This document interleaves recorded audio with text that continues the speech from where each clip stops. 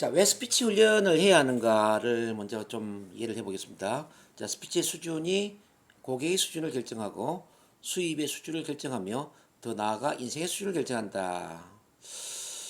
자, 이게 왜 이렇게 중요하냐면요. 우리가 말하는 수준 이상의 나보다 더 높은 언어를 구사하는, 나보다 더 높은 스피치를 구사하는 사람을 내 고객으로 만들기가 쉽지가 않아요. 자, 나랑 자주 만나는 사람들 어느 수준을 잘 한번 비교해 보십시오. 대부분 나랑 수준이 비슷하거나 나보다 수준이 좀 낮은 분들입니다. 그래서 여러분들이 어차피 이제 사람을 만나는 일을 하고 있는데, 내가 어떤 사람을 만날 것인가를 한번 생각해 봐요. 나보다 수준이 높은 고급 그런 고객을 만날 것인가? 나보다 수준이 낮은 그런 일반적인 사람을 만날 것인가? 근데 이 고객의 수준이 얼마나 높으냐에 따라서 수입도 달라진다는 이야기죠. 은행 같은 경우에는 그 1% VIP 고객을 위해서 VIP 룸이 만들어져 있지 않습니까? 자, 이 1% VIP가 은행에 예치하는 돈이 그 전체 은행 돈 중에 95%가 넘는다는 이야기죠. 그래서 이제 VIP가 중요한 겁니다. 자, 우리가 사람을 만나더라도 VIP 고객을 만나야 된다는 거죠.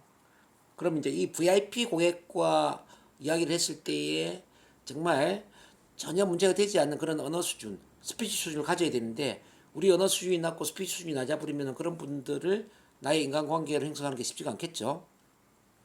그런 점에서 우리가 말하는 수준, 자, 이 언어 스피치 수준이 인간관계 수준을 결정을 한다는 이야기예요. 그 인간관계 수준이 수입을 결정하고 더 나아가서 인생 수준을 결정할 수가 있다. 그런 점에서 우리가 인생의 수준을 높이기를 원한다면은 반드시 언어의 수준, 이른바 스피치 수준을 높여야 된다는 사실입니다. 자, 그 다음에 스피치를 잘하는 것이 직업의 최고 위치에 오르는 가장 빠른 방법이라고 이야기할 수 있는데요.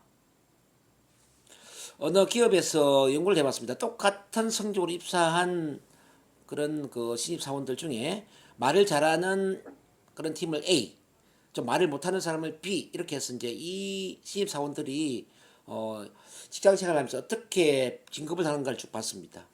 근데 말을 잘하는 A팀이 말을 못하는 B팀에 비해서 거의 2배 이상 진급이 빠르더란 이야기예요.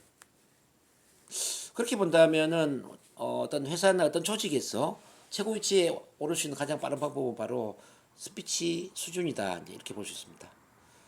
그래서 우리는 단 5분간 청중들 앞에 서 있는 것이 1년간 책상 앞에 서 있는 것보다 훨씬 더 가치가 있다, 이렇게 볼 수가 있고요. 또 한 가지 더 짚고 봐야 되는 게 뭐냐면은 어느 공대에서 학생들 설문조사를 했어요. 공대에서. 그러니까 성공하기 위한 조건 중에 15%만 어떤 기술력에 달려 있고 나머지 85%는 커뮤니케이션 능력에 달려 있다, 이렇게 나옵니다. 그렇다면 스피치를 잘하기 위해서는 어떻게 해야 되는가? 바로 스피치의 목표에 집중을 해야 된다는 사실입니다. 이 스피치의 본질은 사람들을 행동하게 만드는 거예요. 자, 마음을 변화시키고 감동을 주는 겁니다.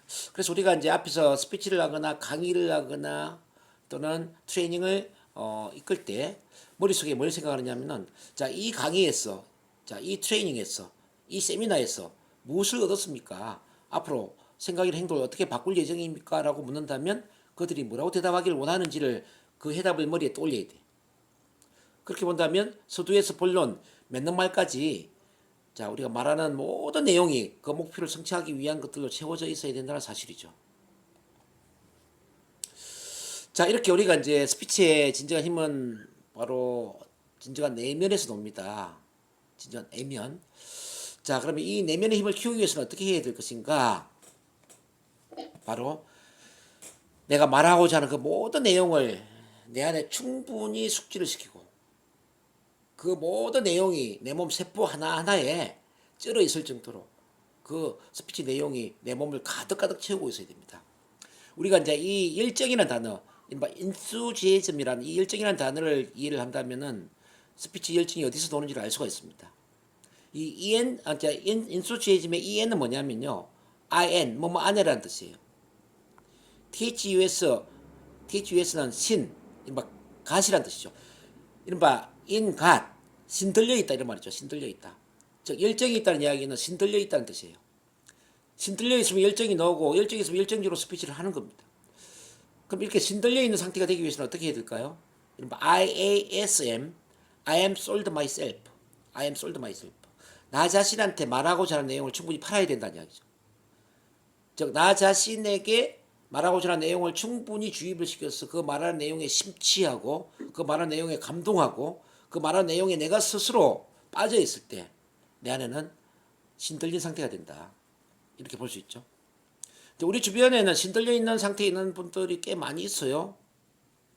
자, 대표적으로 이제 그 교회 다니면서 믿음 생활하는 분들, 이른바 전도하는 분들이 있지 않습니까? 제가 잠깐 우리 누나 이야기를 좀 한번 해볼게요. 옛날에도 한번 소개한 적이 있는지 모르겠지만 우리 누나는 그 국민학교밖에 못 나왔어요. 왜냐하면 위에 이제 형님이 서울대학교를 들어갔기 때문에 시골에서 농사를 짓는 가난한 집안에서 서울대학교를 보내려고 하다 보니까 중간에 끼어 있는 누나가 중학교를 못 가고 희생을 당했죠. 그래서 이제 중학교를 못 간 그 어떤 억울함과 한스러움 때문에 책을 엄청나게 읽었어요, 누나가. 책을 엄청나게 읽는데 그 중에 우연하게 어떤 책을 읽었냐면은 성경책을 읽게 된 거예요. 이제 성경책을 읽으니까 어떤 뭐 구원이라든지 뭐 믿음 생활이라든지 어떤 예수님이라든지 전혀 이전에 알지 못했던 그런 신앙적인 그 힘에 빠져들게 된 거죠. 그러니까 이제 우리 누나 입장에서는 야, 신앙에 빠지다 보니까 이게 너무 좋은 거예요. 오히려 국민학교를 못 간 게 억울한 게 아니라 오히려 서울대학교를 간 오빠나 뭐 밑에 동생이나 엄마 아버지가 더 불쌍하게 보이는 거죠. 그래서 막 전도를 하는 거죠. 전도를. 자, 예수님 믿으라고. 교회 다녀야 된다고. 그래서 교회에 예수님 이름 나오면 그냥 1시간 동안 말을 거치지 않고 계속 이야기를 했어요. 우리 어머니가 이제 예수쟁이 다 됐다고. 제발 이제 그만하라고. 이제 이렇게 큰 소리를 지르면 그때서야 이제 말을 멈추곤 했죠. 자, 그렇게 말을 못하던 누나가 참, 우리 누나가 참 순진하고 내성적이고, 그렇게 말을 많이 하는 스타일이 아니거든요. 이제 그런 누나가 이렇게 이제, 정말 1시간 이상 예수란 이름으로 말을 잘하는 그 힘은 어디서 나왔을까? 제가 볼 때는 열정이거든요. 그 마음 안에 신들린 상태, 인갓, 신들린 상태에 되다 보니까 그냥 말이 잘 나오는 거죠. 그래서 며칠 전에 제가 그 리치클럽이라는 데를 가서 강의를 할 때도 똑같은 이야기 했지만은 이 신들린 상태가 되면은 어떤 현상이 나타나냐면요. 신들린 상태가 되면은 두려움을 모른다는 거예요. 자, 신들린 상태가 되면은 쪽팔림을 모른다는 거죠. 그래서 아무리 많은 사람들이 있든지 어떤 좀 부담스러운 대상이 있든지 관계없이 자기가 하고 싶은 이야기를 신들린 듯이 할 수가 있다는 거죠. 그래서 우리가 열정적인 강의나 열정적인 스피치를 하기 위해서는 반드시 신들린 상태가 되어야 된다. 이 말씀을 드립니다. 자, 이해가 되시나요? 이해가 되시면 손 한번 흔들어 주세요. 네, 좋습니다. 그럼 이렇게 이제 우리가 신들린 상태의 명강사가 되기 위해서는 어떻게 해야 되는가? 자, 명강사가 되기 위해서는 세 가지가 필요합니다.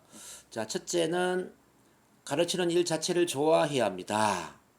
즉, 말하는 걸 좋아해야 돼요. 사람들 앞에 서는 걸 좋아해야 됩니다.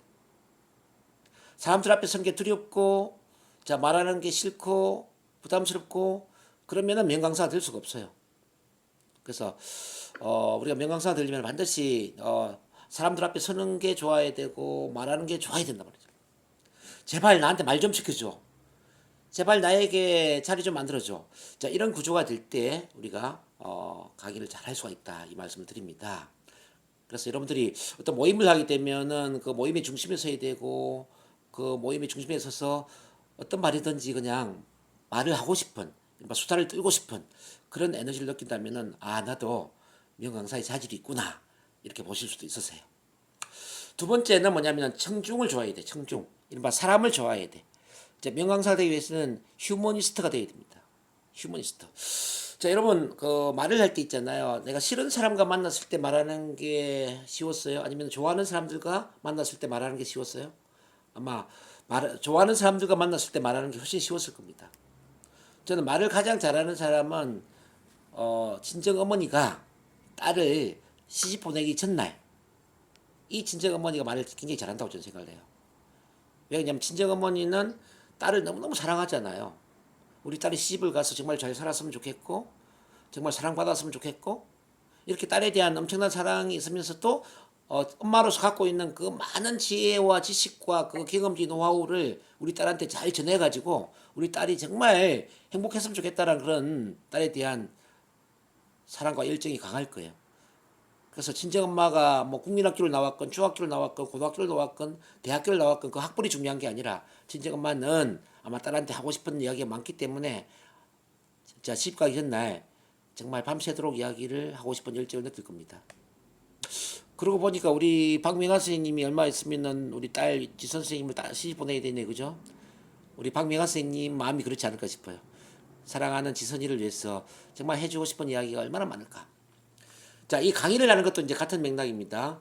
강의를 하는 것도 정말 좋아하는 사람들이 앞에 앉아 있잖아요. 정말 좋아하는 사람들이 앞에 앉아 있으면은 해주고 싶은 이야기가 너무 많은 거예요. 그래서 여러분들 정말 강의를 잘하고 싶으면은 내가 좋아하는 사람을 대상으로 강의를 해야 된다는 뜻입니다. 그런 점에서 청중 타겟, 이게 타겟 청중이 누구냐? 나는 청소년들을 대상으로 강의를 잘하기를 원하느냐? 나는 장애인들을 대상으로 강의를 잘하기를 원하느냐? 장애인들 목표를 대상으로? 또는 뭐 어떤 주부들? 또는 몸과 마음 영혼에 상처가 있는 사람들? 또는 뭐 기업체의 직원들? 또는 영업하는 사람들? 이런 이제 대상이 굉장히 중요합니다. 그 대상에 대한 헌신적인 사랑을 느끼면 느낄수록 우리는 말을 굉장히 잘하게 되고 강의를 잘하게 되는 것이죠. 그 다음에 이제 해야 될 게 뭐냐면 가르치는 과목이 미치도록 좋아야 된다는 이야기입니다. 여러분, 가르치는 과목이 미치도록 좋아야 돼요. 그냥 좋아야 되는 게 아니라 미치도록 좋아야 돼요. 왜 그러냐면은 모든 명강사는 전문가입니다. 자, 뭐라고요? 모든 명강사는 전문가입니다. 자, 미국의 그 동계부의 강사나 프레젠테이션 전문가나 이렇게 강의를 잘하는 사람들을 연구를 해보니까 전부 전문가 출신이에요. 전문가. 빌 게이츠가 그렇고 스티브 잡스가 그렇고 다 전문가들란 이야기죠. 왜 전문가가 강의를 잘하냐면요. 전문가는 자기가 하고 있는 그 일에 정통하기 때문에 그래요. 자기 일에 대해서 가장 잘 아는 사람이 전문가예요. 우리가 그래서 강의를 잘하고 싶으면은 내가 가장 잘 할 수 있는, 가장 잘 하고 있는 그 전문 분야에서 강의를 시작해야 된다는 사실입니다. 저 같은 경우는 NLP 강의하면 제가 잘하잖아요. NLP, 뭐 치유, 변화, 참만남, 뭐 성공학, 자기개발 이런 쪽 강의 굉장히 잘하죠. 왜? 저의 전문 분야이기 때문에. 제가 22년 동안 몸담아왔던 전문 분야가 바로 자기개발 분야고 치유 변화의 분야고 스피치 NLP 분야니까 이거는 그냥 뭐 그냥 하루에 10시간도 제가 그냥 쉴 새 없이 이야기할 수가 있죠. 근데 저보고 예를 들어서 골프 이야기를 하라든지 부동산 이야기 하라든지 다른 이야기를 하라면 저는 쉽지 않겠죠. 그런 것처럼 이제 여러분들도 정말 자기가 강의하려는 그 분야가 미치도록 좋을 만큼 전문성을 가져야 된다는 이야기죠. 자, 여기까지 이해가 되시면은 손을 한번 흔들어 주시기 바랍니다. 네, 좋아요. 이제 우리가 명강사가 다 돼야 되기 때문에 사명선언서를 한번 써보는데요. 자, 사명선언 양식을 좀 보면은 나는 뭐뭐의 역할을 통하여 뭐뭐에게 뭐뭐 관련 동기부여 강의를 통하여 뭐뭐 할 수 있도록 돕는다와 같은 이런 형식이 나옵니다. 자, 밑에 제가 예를 실어놨죠. 자, 나는 NLP 동기부여 명강사 역할을 통하여 개인의 문제를 고민하는 모든 분들에게 NLP와 성공학 관련 동기부여 강의를 활용하여 문제를 뛰어넘어 위대함을 실현하도록 돕는다.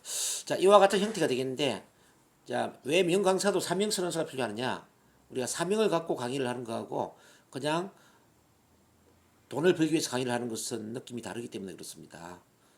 그래서 잠깐 제가 시간 드릴 테니까 이거 사명선언서 한번 써볼게요.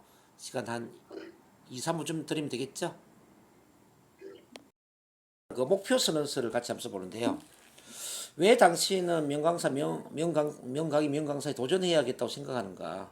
그 확실한 이유를 적어봅시다. 그랬죠? 자, 나는 어떠한 이유로 명강사에 도전한다. 자, 언제까지 목표를 달성할 것인지 그것도 한번 적어봅시다. 나는 언제까지 어떤 수준의 강의를 하겠다. 이것도 잠깐 시간 드릴 테니까 한번 써보도록 하겠습니다. 자, 강사의 목표 선언서죠.